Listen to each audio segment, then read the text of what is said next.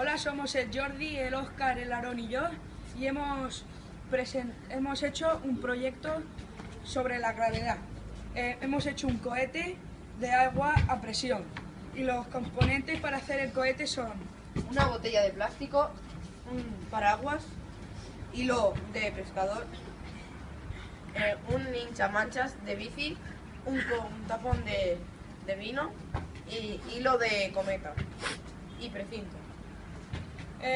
Esto se trata de cortar dos trozos de la botella y unirlas. Se unen, se pincha lo de hinchar las pelotas al tapón de corcho y se le une a la botella.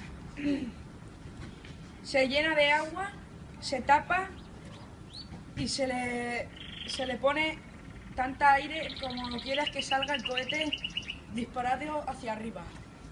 Y cuando cae, según como quieras, tiene un paracaídas o no.